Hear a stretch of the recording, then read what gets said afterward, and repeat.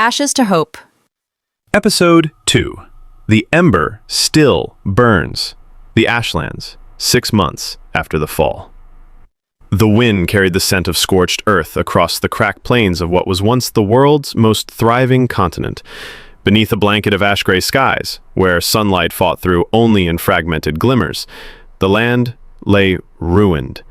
An open grave filled with the remains of dreams, cities, and civilizations. Still, amid the desolation, something stirred. Her name was Lena Ashar.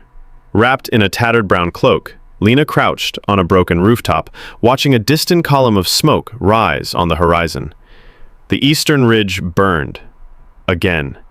Her hand gripped the hilt of the knife at her waist, not for protection, but as a reminder. Every day survived was borrowed time. She lowered the cracked binoculars and whispered to herself. Another village. Gone. Below her, nestled against a ravine wall, stood Haven, a fragile sanctuary built from the bones of the old world. Shipping containers formed walls, solar panels blinked to life like fading stars, and yet, against all odds, people were beginning to call it home. She descended, boots thudding against warped metal. Haven's gate opened with a groan of rusted hinges. Commander Kale, the scarred former soldier who led the camp, stood waiting by the fire pit, watching her approach.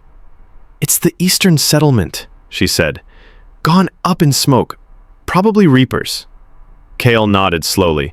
His face, carved like stone, betrayed nothing, but his shoulders sagged under invisible weight. "We need to prepare," he muttered. Newcomers and fractures. That evening, as the wind picked up and ash drifted like snow, a group of survivors staggered into Haven. 6 adults, 3 children, all blackened with soot and hollow-eyed with hunger. A boy, no older than 10, clutched a journal tightly to his chest like a life raft. Lena approached him gently. What's your name? He didn't answer, just extended the book. The cover was cracked leather, its title scrawled in faded ink. "To the one who still believes in morning." She took it with reverence. Later, under the flickering light of an oil lamp, Lena turned the pages with shaking hands.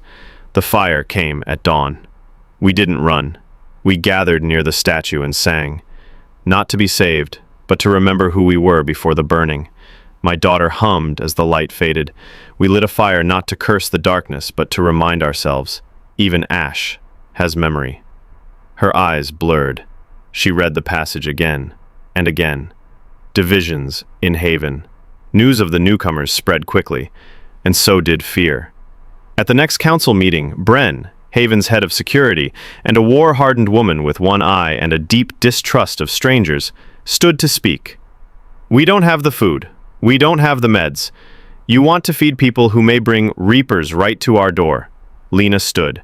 "If we turn them away,